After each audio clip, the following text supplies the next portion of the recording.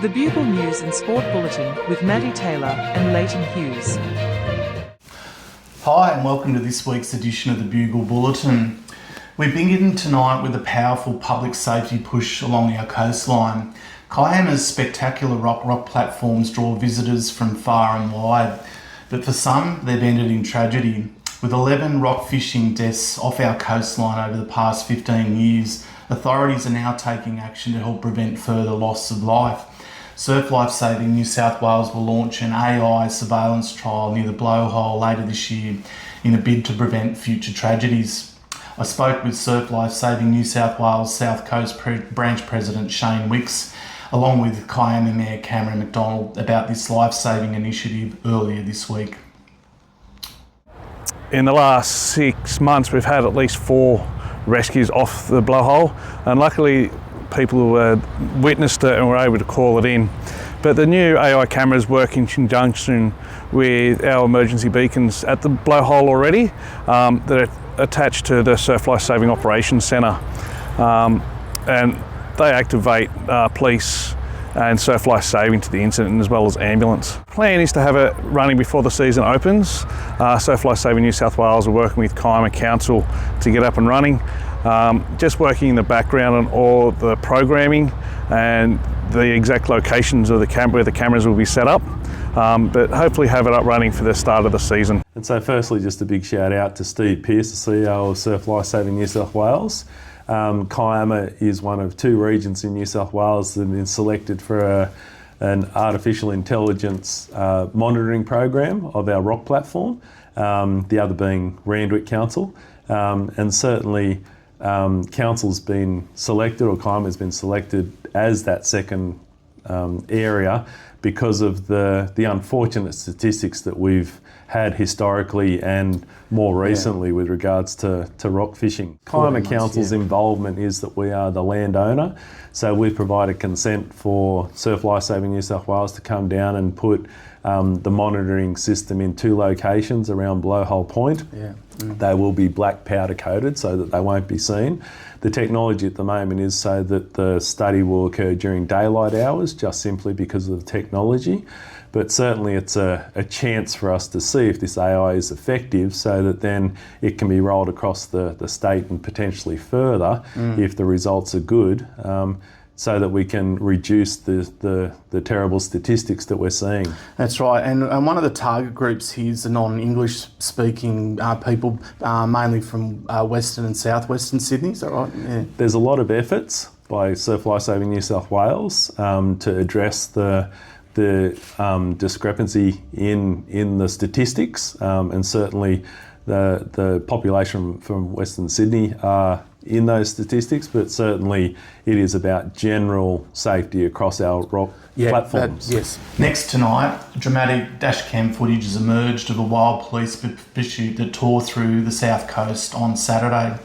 Kiama local James Hickey captured this moment when an allegedly stolen Mustang came flying towards him and other motorists on the wrong side of the Princess Highway approaching Gipp Street. Hickey, who was driving home from a round of golf at Kiama Golf Club, said it was a great escape for everyone who narrowly avoided a head-on crash. Police alleged the Mustang was stolen during a violent axe attack in Warragee that left a 66-year-old woman seriously injured. The 25-year-old alleged offender had led officers on a high-speed chase through several towns, reaching speeds of up to 180 kilometres an hour. The pursuit ended in Kiama Downs when the car collided with a ute and bystanders helped restrain the driver. He was later charged with more than a dozen serious offences, including assault, armed robbery and police pursuit. The man did not apply for bail and will appear in our local court next Tuesday. Joining me now is Aaliyah Cahale, who's been doing work experience with the Bugle this week, and she's already shown she's going to be a star of the future. Now, you worked on this next story, so I'll hand it over to you to read. More than 15,000 people filled the streets of Kiama's Winter Festival on Saturday, with the town centre a hive of activity from morning until dusk.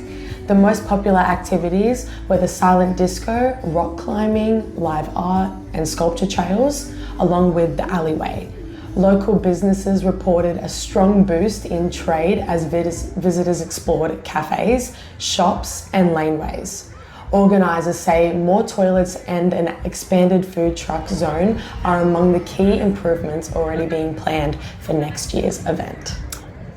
Our last news item before sport takes us to the Pavilion, where Aussie Pop Stars from yesteryear 1927 turned back the clock in front of a packed Kiama crowd over the weekend. Original frontman Eric Weideman and the band delivered hit after hit, from That's When I Think of You to If I Could and Compulsory Hero. The Bugle was there, soaking it all in, and he's part of the band's finale on Saturday night.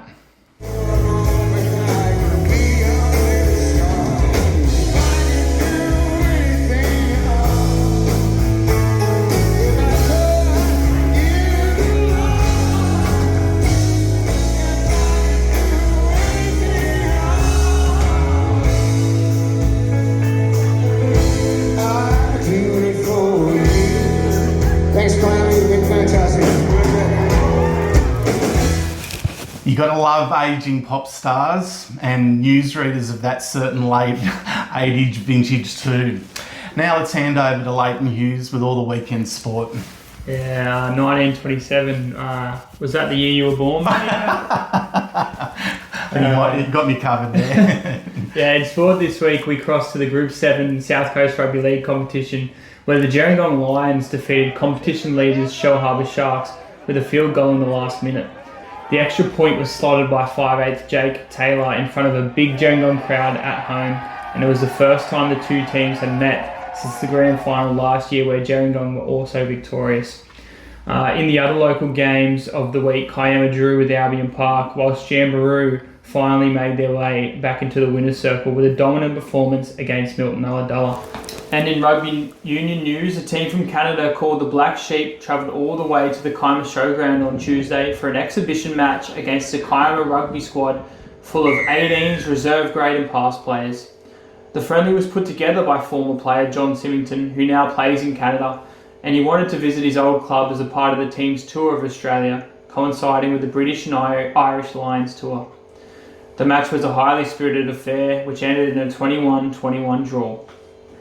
And lastly, but definitely not leastly, Kiama bodyboarder Sophie Leathers won the first ever female Shark Island Challenge competition on July 4th. Shark Island features one of the most dangerous and unpredictable waves in Australia, and Sophie was crowned victor against Western Australian bodyboarder Rio Clark. Sophie won convincingly with her astounding first and last waves of the final, and she hopes that the success of the female competition this year will pave the way for more female competitors at next year's Shark Island Challenge.